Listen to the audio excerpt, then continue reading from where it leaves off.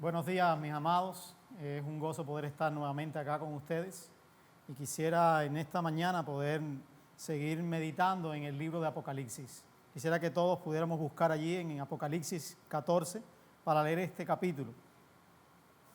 Dice la palabra de Dios en Apocalipsis 14: Miré y vi que el Cordero estaba de pie sobre el monte de Sión y que con él había 144,000 personas, las cuales tenían inscritos en la frente el nombre de él y el de su Padre. Entonces oí una voz que venía del cielo semejante al estruendo de un poderoso caudal de agua y al sonido de un fuerte trueno. La voz que oí parecía ser la de arpistas que tocaban sus arpas. Estaban ante el trono, delante de los 4 seres vivientes y de los ancianos, y cantaban un cántico nuevo que nadie más podía aprender sino los 144,000 que habían sido redimidos de la tierra. Estos son los que no se contaminaron con mujeres, pues son vírgenes, y son los que siguen al Cordero por donde quiera que va. Fueron redimidos de entre toda la gente como los primeros frutos para Dios y para el Cordero. No se halló en sus labios mentira alguna, pues son irreprochables. Luego vi a otro ángel, el cual volaba en medio del cielo.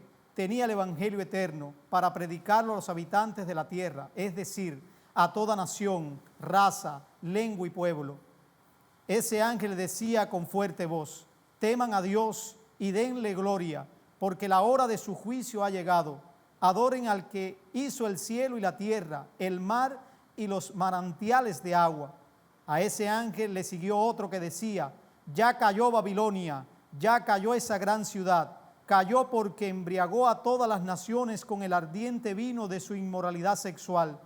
A los 2 ángeles le siguió un tercero, que a grandes voces decía: el que adore a la bestia y a su imagen y acepte llevar su marca en la frente o en la mano, también beberá del vino de la ira de Dios, que ha sido vaciado puro en la copa de su ira, y serán atormentados con fuego y azufre delante de los santos ángeles y del Cordero. El humo de su tormento subirá por los siglos de los siglos, pues ni de día ni de noche tendrán reposo los que adoran a la bestia y a su imagen, ni nadie que acepte llevar la marca de su nombre.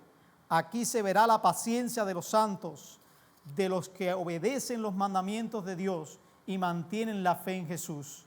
Entonces oí una voz que venía del cielo, la cual me decía: escribe, de aquí en adelante bienaventurados sean los que mueren en el Señor. Y el Espíritu dice: sí, porque así descansarán de sus trabajos, pues sus obras los acompañan. Miré y vi aparecer una nube blanca, y sobre esa nube estaba sentado alguien que era semejante al Hijo del Hombre. Llevaba en la cabeza una corona de oro, y en la mano tenía una hoz afilada. En ese momento otro ángel salió del templo y con fuerte voz le gritó al que estaba sentado sobre la nube: usa tu hoz y levanta la cosecha. Ha llegado la hora de cosechar, pues la cosecha de la tierra ya está madura. El que estaba sentado sobre la nube lanzó su hoz sobre la tierra y la cosecha de la tierra fue levantada.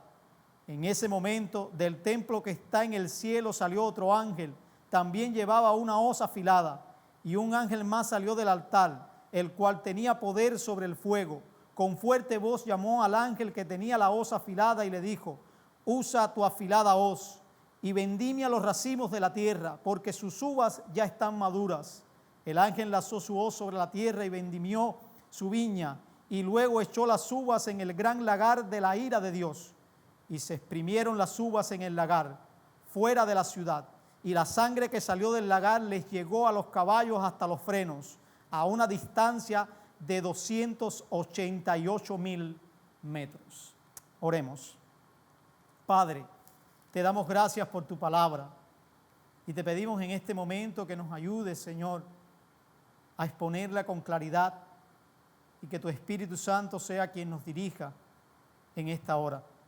Suplicamos que nuestros corazones estén prestos por tu obra en nosotros para escuchar tu palabra y vivir en armonía con ella.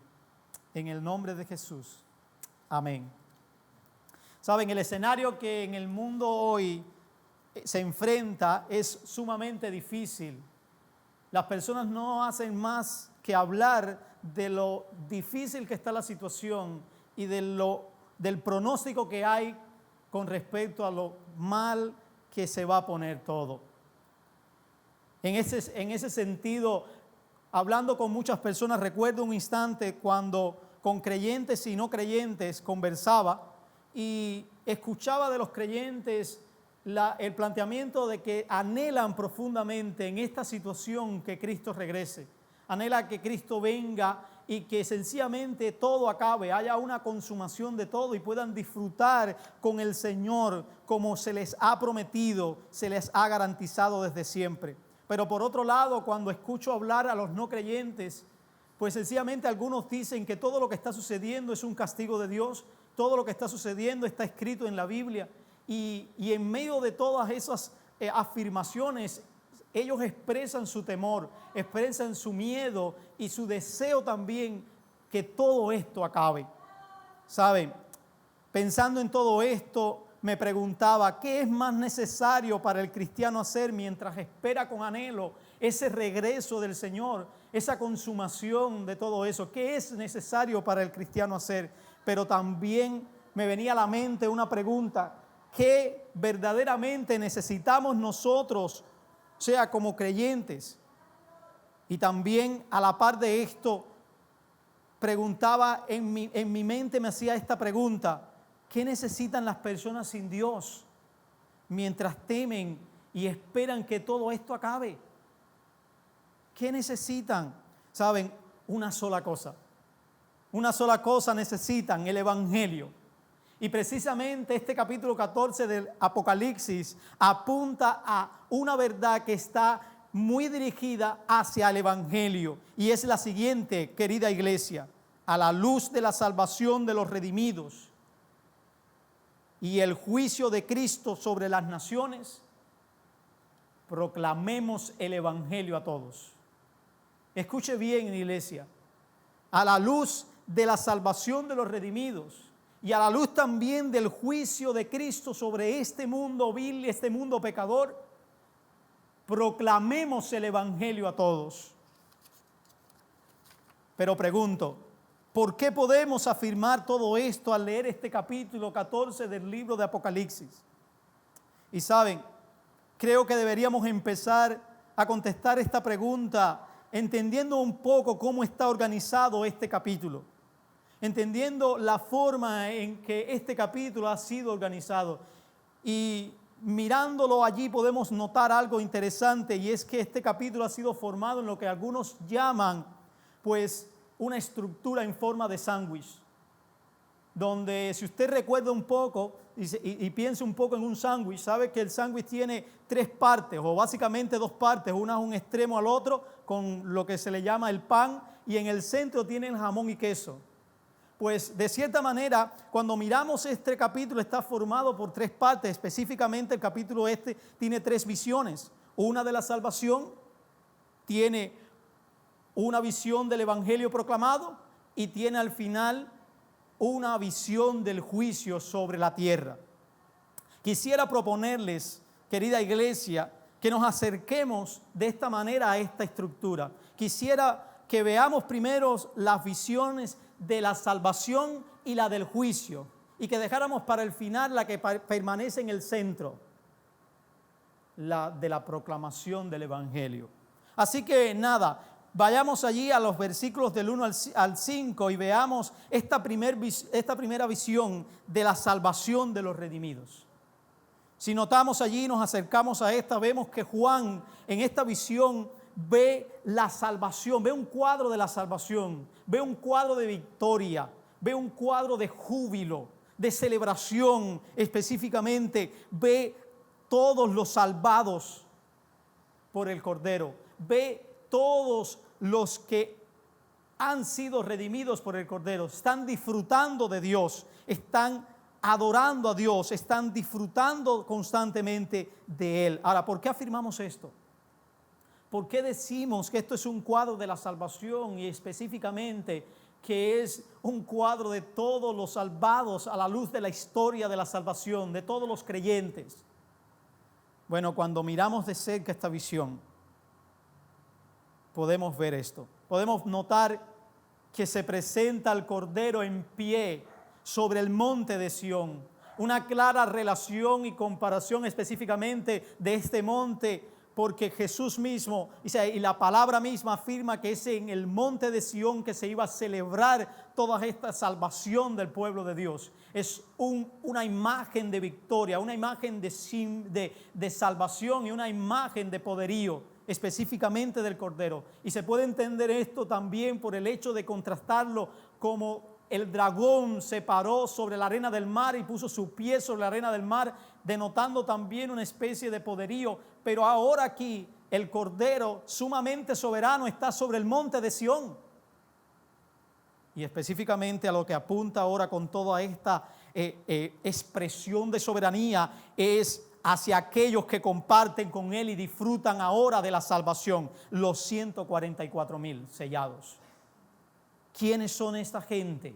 ¿Quiénes son los 144,000 sellados? Sencillamente los salvados por Cristo a la luz de la historia de la salvación. ¿Cómo sabemos esto?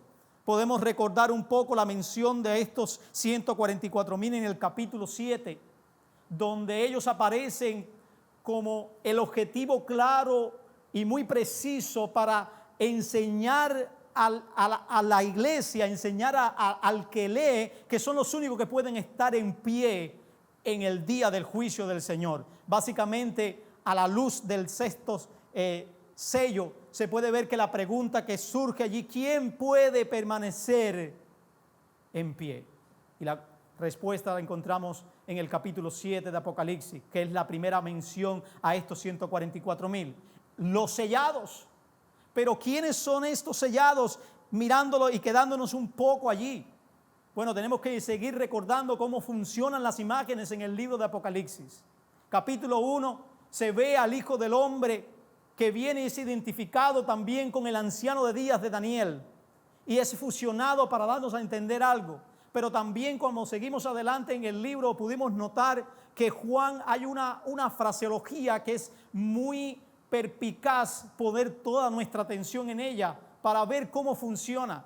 El oír una cosa y el ver otra. Juan dice que escucha que el león de la tribu de Judá ha vencido. Pero cuando se vira y ve un cordero. La idea de esta fusión de las imágenes con el distintivo claro de cada rol es mirar, que se refiere al Mesías prometido que venía de Judá, de la tribu de Judá, pero al mismo tiempo alguien que venía a morir, que era claramente la forma de vencer por medio de su muerte, un cordero inmolado. Y podemos ver cómo funciona esto. Y si seguimos más adelante, ahora en el capítulo 7 de Apocalipsis, donde se mencionan estos 144,000, dice que son 12,000 de cada tribu, pero lo que sucede es la misma fraseología. Juan oye el número de los que han sido sellados. Y más adelante mira y ve una multitud, y escuche bien esa palabra, incontable. Una multitud incontable. Lo que claramente está haciendo es una fusión también de estas imágenes, diciéndote los 144,000 es esa multitud incontable de todas las naciones, de todos los pueblos, de toda lengua, que han sido pues salvados por el Cordero. Cuando regresamos al capítulo 14 de Apocalipsis, entonces notamos algo interesante en este capítulo, y se refiere que estos 144,000 son los que han sido redimidos de la tierra. Los que han sido redimidos de la tierra. Ellos tienen la característica de ser redimidos, de haber sido redimidos por Dios. También expresa esta misma palabra, pero ahora diciendo que son redimidos de entre los hombres. El versículo 3 de este capítulo lo dice claramente. ¿Qué pasó con ellos? La palabra nos enseña que ellos fueron comprados por precio. Fueron comprados por un precio, y el precio fue precisamente la sangre del Cordero. El precio fue el sacrificio de Cristo en la cruz para hacerlos su pueblo. Básicamente esta palabra es la que tiene una relación con ir al mercado y comprar algo, y en el Nuevo Testamento tomó la idea esta de llegar y comprar un esclavo, hacerlo libre, librarlo de la esclavitud. Y eso es precisamente lo que nos está apuntando ahora en este cuadro de la salvación. Estos 144,000 son los redimidos, los que han sido comprados, los que le han sido quitadas las cadenas de la esclavitud del pecado, han sido perdonados y ahora disfrutan de la salvación con el Cordero. Hermanos, son los redimidos por Cristo los que disfrutan ahora y por toda la eternidad la salvación junto al Cordero y a su Padre. Somos nosotros los que hemos creído en el Señor. También estos 144,000 se afirma que son sin contaminación. O sea, básicamente, textualmente dice que no se contaminaron con mujeres. La idea que se expresa con esto es que no han sucumbido, no han ido en pos de la idolatría. Es muy interesante notar que la palabra aquí, contaminación, tiene una estrecha relación precisamente con la inmoralidad, y la inmoralidad tiene una relación en la Biblia con la idolatría. ¿Cómo sabemos esto? Específicamente en el versículo 8, dice así del capítulo 14 de Apocalipsis: a ese ángel se le siguió otro que decía, ya cayó Babilonia, ya cayó esa gran ciudad, cayó porque embriagó a todas las naciones con el ardiente vino de su inmoralidad sexual. Precisamente esta alusión aquí puede entenderse ahora también con la realidad de este versículo 4, donde habla de la contaminación de estos hombres. No son aquellos que no sucumbieron, como dije, no cayeron en las redes idolátricas del maligno. También, a la par de esto, se identifican a estos 144,000 como aquellos que constantemente siguen al Cordero. A donde quiera que va, ellos van con él. Este cuadro de la salvación está poniéndonos delante esa forma donde los que hemos sido salvados por Dios ahora disfrutamos de Dios, vivimos con Dios, estamos con Dios, caminamos con Él, y nadie nos puede quitar esa realidad de nuestra vida. Y también estos 144,000 se dice que cantan un nuevo canto, un canto que nadie puede aprender sino solo ellos, porque nadie puede expresar el júbilo de la salvación, nadie puede disfrutar de la salvación sino solo aquellos que han sido salvados. Hermanos, ¿cómo debiéramos sentirnos? ¿Cómo debiéramos vivir por tener delante la realidad esta de la salvación, tanto presente como futura? ¿Cómo cambiaría eso nuestra forma de vida, nuestra perspectiva? Vivamos, hermanos, con la mirada en esta salvación.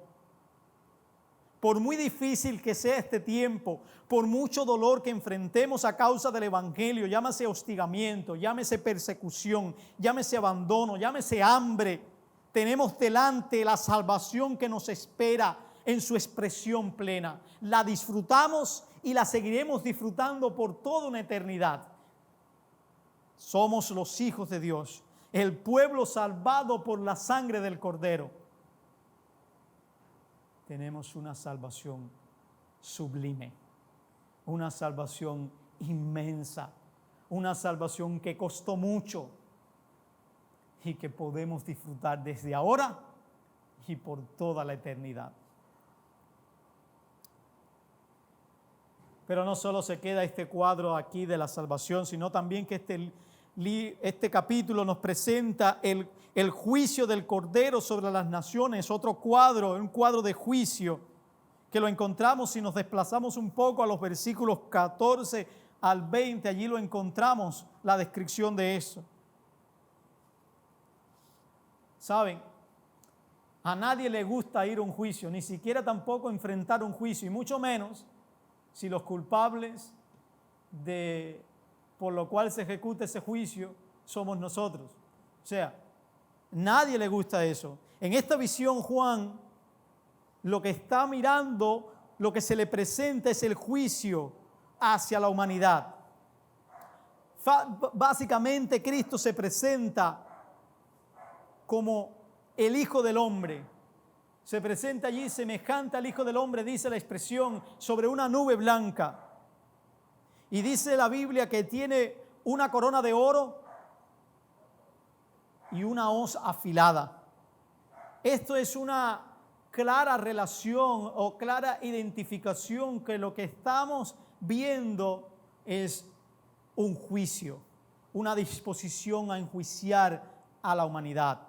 Ahora, sabemos que el Hijo del Hombre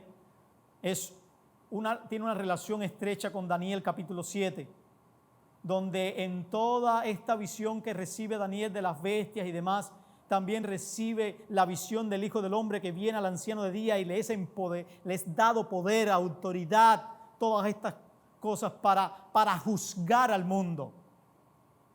Y ahora estamos viendo la clara identificación ahora de Juan al ver esta visión de este Hijo de Hombre que viene ahora con esa autoridad que le caracteriza, con esa soberanía que le caracteriza, a juzgar a este mundo, a pedir cuentas a este mundo por su maldad.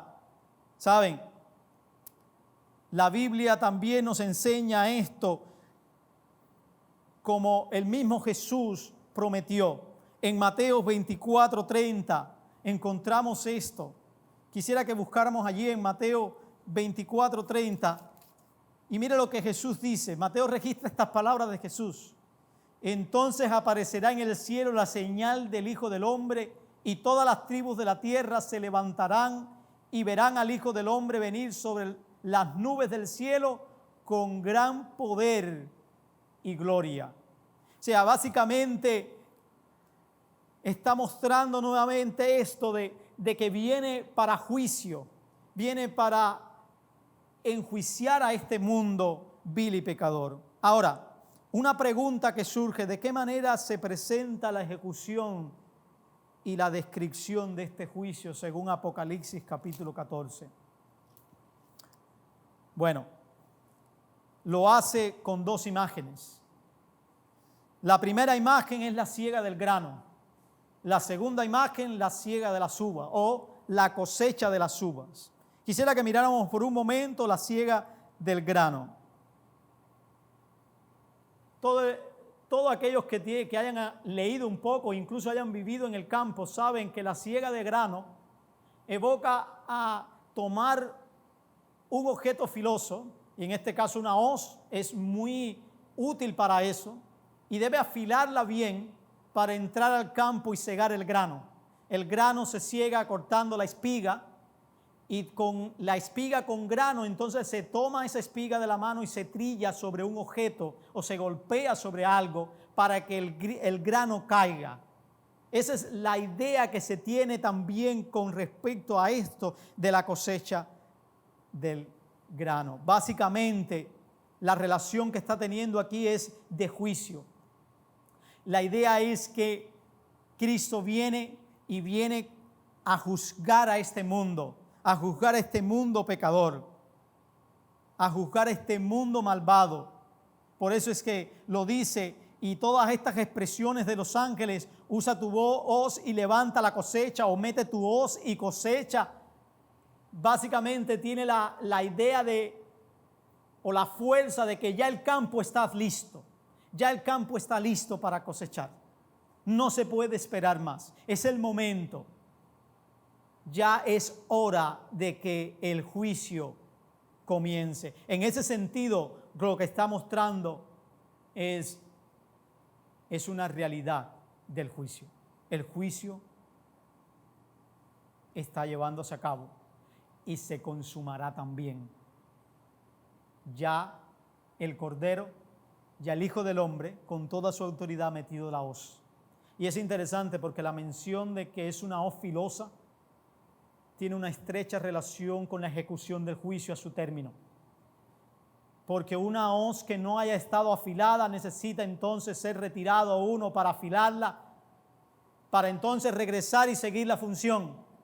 Pero el hecho muy perspicaz de este calificativo con la hoz afilada evoca a que se empieza y se termina el juicio. El juicio ya comenzó. El juicio está hoy en curso. Y como el que tiene la hoz es soberano, y como el que tiene la hoz en su mano es poderoso, y como el que tiene la hoz en su mano ha afilado bien la hoz, se terminará también el juicio. Y esa es la idea básica que nos presenta con esta imagen de la siega del grano. También nos presenta la cosecha de la uva. Y dice también que toma la hoz y llega allí al viñedo y empieza a tomar las uvas. Esta es la idea básica de aquel que va a cosechar las uvas. Las toma y después las transporta al lagar o a la prensadora. Y esto es lo que nos presenta ahora en la segunda imagen, aquí en este capítulo. Fíjese bien, y salió del altar en el verso 18, el cual tenía poder sobre el fuego, con una fuerte voz llamó al ángel que tenía la hoz afilada y le dijo: usa tu afilada hoz y vendimia los racimos de la tierra, porque sus uvas ya están maduras. Es interesante la conexión que hace y la mezcla que hace con el uso claro de la uva, pero la relaciona ahora con los habitantes de la tierra.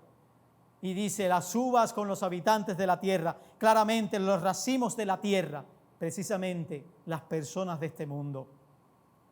Y vuelve a repetir, porque ya están maduras. Vuelve la imagen del juicio, pero una imagen ahora que se torna un tanto más fuerte, un tanto más cruda, si pudiéramos llamarle de esta manera, porque la uva debe ser tomada y debe ser llegada al lugar donde se prensa, al lugar donde se pisa, para poder sacar el jugo de ella. Básicamente en Apocalipsis 14, la imagen de este juicio con esta forma de llevar a cabo esto con la uva, hace un intercambio nuevamente con los habitantes de la tierra, y dice que la sangre que salió de allí llegó hasta el lugar de los frenos de los caballos, a una distancia tremenda. Nuevamente, si pudiéramos imaginarnos eso en una manera de verla, sería algo horrible. Lleno de sangre un campo a una altura de 1,5 metros.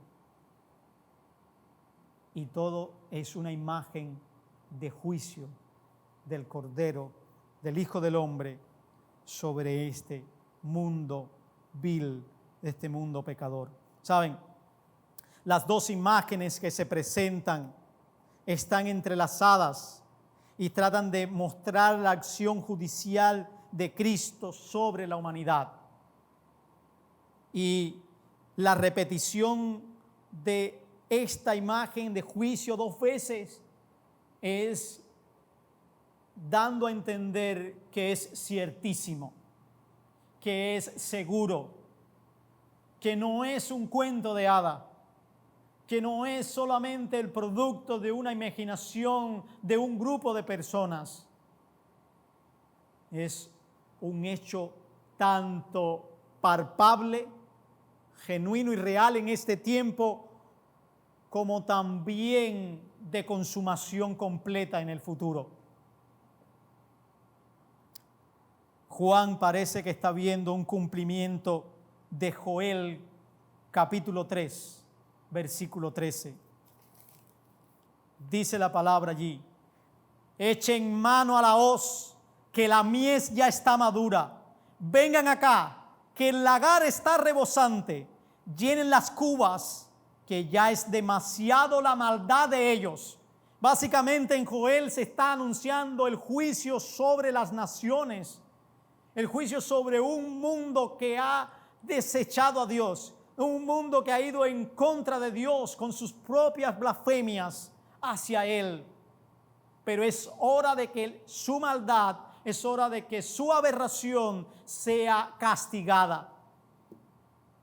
Y sencillamente cuando nos desplazamos a Apocalipsis 14, parece que Juan está viendo este cumplimiento ahora de Joel 3. Hermanos, los habitantes de la tierra no solo están bajo el juicio de Dios de manera parcial, sino que por su corazón malvado, por su corazón idólatra y por su corazón no arrepentido, le espera la ira completa de Dios. Por eso en este pasaje es identificado el echar estas uvas en el lagar como echarlos en la ira de Dios, o sea, o bajo la ira de Dios, en la copra pura de Dios, de la ira de Dios. Y horrible cosa es caer en manos del Dios vivo. Horrible cosa es caer bajo la ira de Dios. La única manera que estar en pie en ella son los redimidos, los hijos de Dios. Por mucho que pueda parecer un cuento de hadas, es una realidad. Es algo que está sucediendo, seguirá sucediendo y se completará en el tiempo de Dios. Finalmente, regresamos a la imagen que ocupa en el centro, en el sándwich. Aquella a la que debemos, pues, poner nuestra atención teniendo en cuenta todas estas dos imágenes del extremo. Y es la proclamación del Evangelio a todos. Los versículos del 6 al 13 de este capítulo nos muestran esta imagen. Por un lado, la salvación, ese cuadro de salvación que se ha presentado en los versículos del 1 al 5. Y por otro lado, este cuadro de juicio hacen más interesante y al mismo tiempo enfático esta parte del centro. Porque se nos presenta ahora como iglesia aquello que es nuestro deber hacer, aquello que es nuestro menester hacer, proclamar el Evangelio. ¿Por qué afirmamos esto? ¿Por qué decimos que esto que está aquí tiene que ver con nosotros como iglesia, nosotros como creyentes individuales con respecto a proclamar el Evangelio? Bueno, porque básicamente al ver esta visión encontramos a tres ángeles anunciando, tres ángeles que pregonan, tres ángeles que proclaman algo. Y antes de detenernos un poco y mirar cada uno de ellos, pudiéramos preguntarnos, ¿quiénes son esos ángeles? ¿Quiénes son? ¿Criaturas celestiales o hombres? Saben, la Biblia presenta las dos. La Biblia habla de ángeles con el sentido de criaturas celestiales creadas por Dios, en donde se encuentra también una serie de rango, querubines, serafines. Pero también la Biblia habla de ángeles refiriéndose a hombres. Nosotros estamos muy familiarizados con ángeles en el sentido de criaturas celestiales. De hecho, nuestra mente lo primero que hace cuando escucha la palabra ángel es ir rápidamente a pensar en criaturas celestiales. Pero estamos pasando por alto que la palabra ángeles significa mensajero. Significa alguien que es portador de un mensaje para comunicar. Y eso lo podemos encontrar en la Biblia. Por ejemplo, Juan el Bautista es identificado con ángel, como un ángel, como un mensajero. Y la Biblia traduce allí mensajero. Vamos allí a Mateo 11 para que vea. Mateo 11, versículo 10.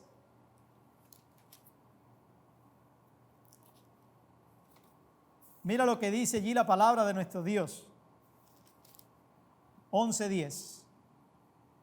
Porque este es de quien está escrito: yo envío mi mensajero, literalmente ángel, delante de ti, el cual preparará tu camino. ¿Y de quién se está hablando? De Juan el Bautista. Se está hablando aquí en este contexto de Mateo de Juan el Bautista. ¿Y quién le está diciendo? Jesús. Jesús está diciendo esto. Pero también, si regresamos a Apocalipsis, no es la primera vez que vemos la referencia de ángel con conexión a hombres.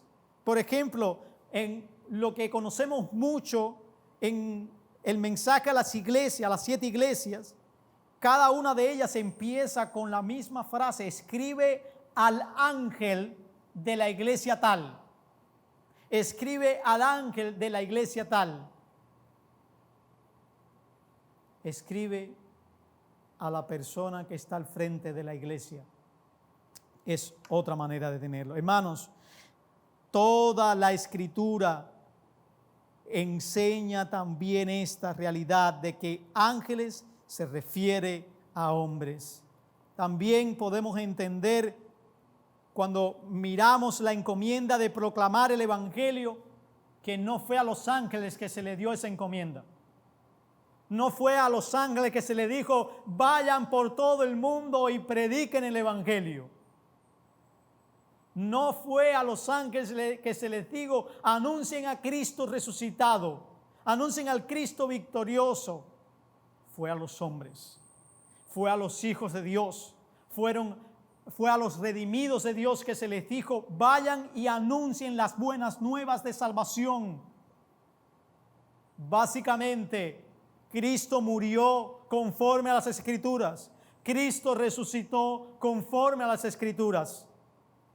Eso se le ha dado a los hombres, a los hijos de Dios.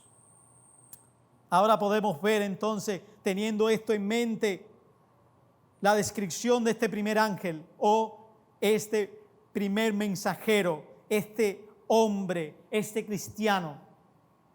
Dice la Biblia, dice este capítulo, que este ángel era portador del evangelio eterno. Y es interesante el juego de palabras que usa con evangelio y para proclamarlo, porque es la misma palabra, evangelio para evangelizar. Es la literalidad de esta expresión. La idea básica es un evangelio eterno que porta, pero no es solamente portarlo para sí en beneficio propio, sino para anunciarlo a otros. Y según el texto es para anunciarlo a todos. A todos. Fíjese bien cómo lo dice este pasaje. Para predicarlo a los habitantes de la tierra. Y me gusta esta versión contemporánea porque dice, es decir, y te explica quiénes son: toda nación, toda raza, toda lengua, todo pueblo. El evangelio no es para nosotros nada más.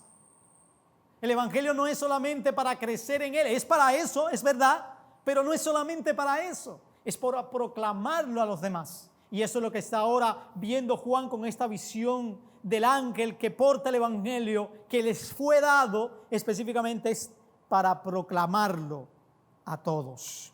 ¿Qué dice? Usa 3 imperativos para anunciar esto. Teman a Dios, denle la gloria a Él y adórenle como creador de todo lo que existe.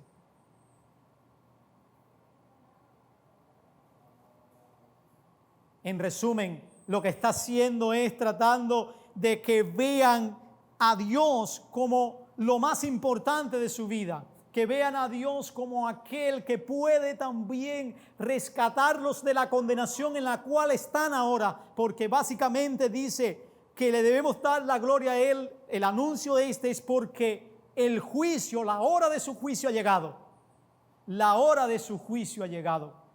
Y lo único que puede ayudarles a este mundo, Lo único que puede, fíjese bien, lo recalco una y otra vez, lo único es el Evangelio. No es otra cosa. La gente no necesita más economía. La gente no necesita mejores casas. La gente no necesita mejores autos. La gente no necesita mejores recursos materiales. La gente necesita, en medio de la condenación en que están, en medio de su vida rumbo al juicio final, a la consumación de este juicio, lo que necesitan es el Evangelio. Y nosotros no podemos cerrar nuestro corazón expresando quizás nuestra naturaleza egoísta, guardando el Evangelio para nosotros. Porque el Evangelio fue dado para proclamarlo. Para proclamarlo. Los otros dos mensajeros le siguen a este anunciando. Y me atrevería a decir que me parece que ellos lo hacen bajo la misma realidad de tener el Evangelio. Porque no se menciona que ninguno de estos dos ángeles restantes, no se dice categóricamente ellos portan algo, sino que ellos continúan uno al otro anunciando. El primero anuncia este evangelio diciendo: teman a Dios, glorifíquenle, o sea, denle la gloria a Él y adórenle. Y ahora dice, y el segundo sigue al primero, o sea, le sigue anunciando y anuncia algo que es importante también anunciar dentro del paquete de lo que conforma el evangelio también. Babilonia ha caído. Ha caído 2 veces, ha caído Babilonia. ¿Qué Babilonia? No puedo dejar de pensar, como tampoco ustedes, cada vez que se menciona la palabra Babilonia en la Biblia, me voy al Antiguo Testamento. Mi mente se va ya a pensar en aquella ciudad de Babilonia. Lo primero que pienso es la majestad de Babilonia, todo lo bonito que era, pero al mismo tiempo, a la par de esto, las ruinas de Babilonia, cómo quedó Babilonia, pero también cómo fue tratada Babilonia y cómo fue sentenciada Babilonia. Me viene a la mente la sentencia de Dios sobre Nabucodonosor, que oprimía al pueblo de Dios. Y básicamente con esta relación que tiene, con esta conexión que tiene ahora, Juan está mencionando a través de esta visión que ve, que este ángel anuncia esa caída de Babilonia, la maldad, el imperio de maldad, el dominio de maldad del maligno ha llegado a su término, ha sido sentenciado, ha sido marcada su límite, ya ha caído como una realidad que está ahora presente, como ya ha caído, pero podemos pensar todavía no, porque todavía no ha llegado la consumación total de la caída en cuanto a la visión práctica de que ninguna maldad se pueda vislumbrar en ningún lado. Hermanos, en el tiempo de Juan, Roma era identificada como esta Babilonia.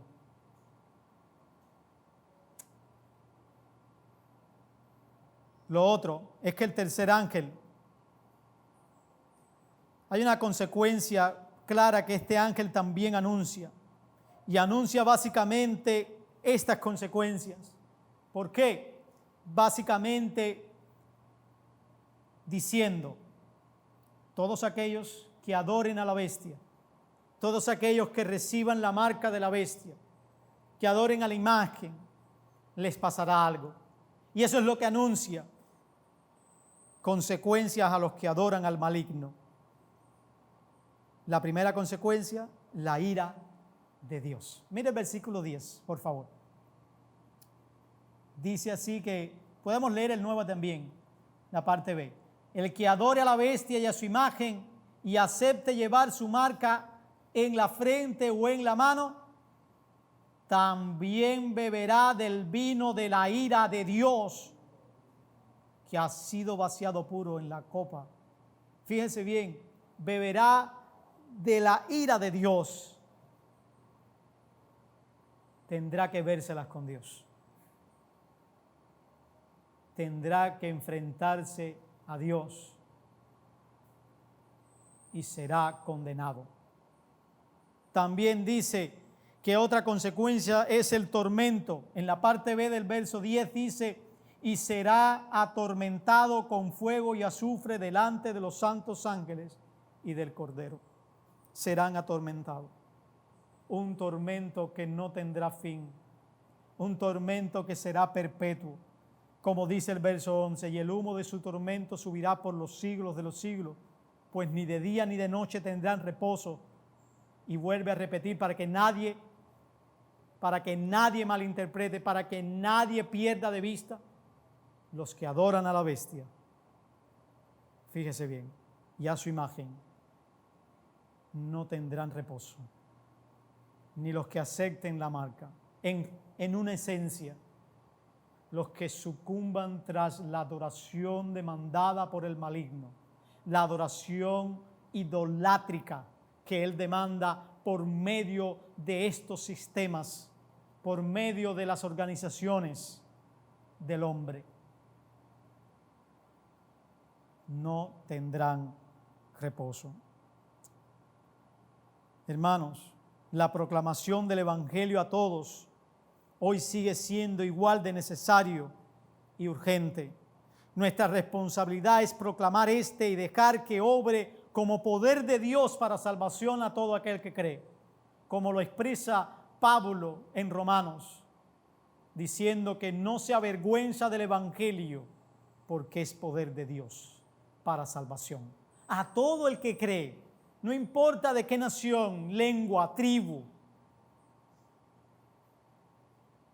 pero necesitamos proclamar ese Evangelio. Así que en este escenario de persecución también a causa del Evangelio que se presenta, porque el hecho de que haya una demanda de adoración a esta bestia, pero al mismo tiempo que ahora se les advierte que aquellos que siguen a la bestia y a su imagen y tienen la marca serán atormentados. En ese escenario podemos notar que hay una persecución, pero la proclamación del Evangelio sigue. Y es a raíz de esa proclamación del Evangelio que no solamente evoca el proclamar un mensaje de Dios, sino también vivir ese mensaje en nuestra vida, que se evoca en guardar los mandamientos de Dios, guardar el Evangelio puro en nuestra vida, y evoca también a vivir fielmente a Dios como expresión clara de tenerle a Él. Es que ahora nosotros también vamos a seguir sufriendo por causa de ese Evangelio. Por eso lo dice claramente que este es el sello de los creyentes. Esta es la marca en la vida del creyente. La persecución por causa del Evangelio. Fíjese bien, dice el verso 12, aquí se verá la paciencia de los santos. Literalmente la perseverancia de los santos. Aquí se verá la perseverancia. En que se mantienen en medio de la persecución fieles a Cristo. En que se mantienen en medio de la persecución proclamando el Evangelio. En que se mantienen en medio de la persecución manteniendo este Evangelio, esta palabra de Dios. Porque saben, morir por Cristo, morir por el Evangelio es una bendición. Los que no han nacido de nuevo no pueden entender esto. Incluso les causa risa esto. Pero morir por Cristo y por el Evangelio es una bendición. Dice Juan, entonces oí una voz del cielo, la cual me decía, escribe, de aquí en adelante, bienaventurados sean los que mueren en el Señor. Y el Espíritu dice, sí, porque así descansarán de sus trabajos, pues sus obras les acompañan. Bienaventurados los que mueren en el Señor, porque precisamente nuestra vida no está en esta tierra solamente. Nuestra vida no es aquí. No podemos agarrarnos mucho de aquí. La esperanza de aquí que da el mundo es liviana, es una esperanza corta, no es una esperanza segura. Pero nosotros tenemos un reino celestial.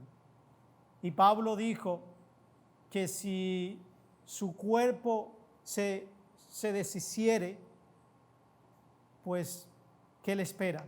¿Qué recibe de Dios? Una mansión celestial.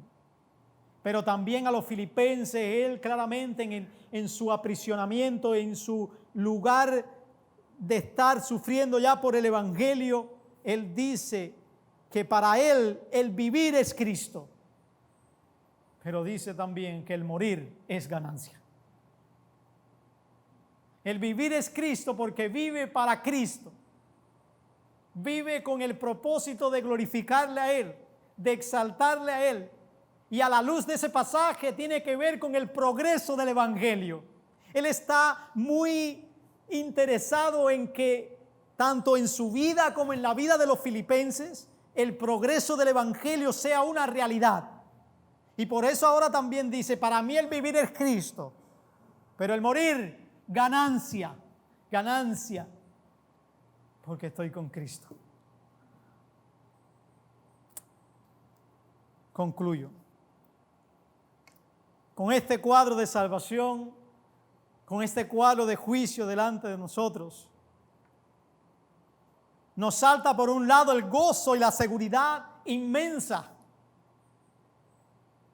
Nadie nos puede quitar esto. Tal como Pablo le dijo a los romanos, ¿quién nos separará del amor de Cristo? ¿Quién nos separará? Nadie nos puede separar de esta salvación. Nadie. Ningún maligno, ningún gobierno, ningún sistema humano. Nadie nos puede quitar aquello que Cristo compró con su sangre para nosotros. Pero por otro lado, la realidad del juicio para los pueblos les ha empujado a muchos lados, les ha empujado a la desesperación. La realidad de un juicio les ha llevado a vivir comiéndose unos a otros, viviendo solo para ellos y tratando de hacer daño a los demás. Y en ningún lugar, incluso vislumbrando este juicio, se asoma la conversión en sus vidas. Porque claro, no es el juicio lo que trae salvación. El juicio lo que trae es condenación. Pero usted sabe, querida iglesia, que lo único que genera conversión en la vida del hombre, que trae salvación, es el Evangelio. Es el Evangelio el que cambia el corazón. Es el Evangelio el que trae arrepentimiento. Iglesia, queridos hermanos, proclamemos el Evangelio a todos, porque es lo único que puede darles salvación. Que el Señor les bendiga.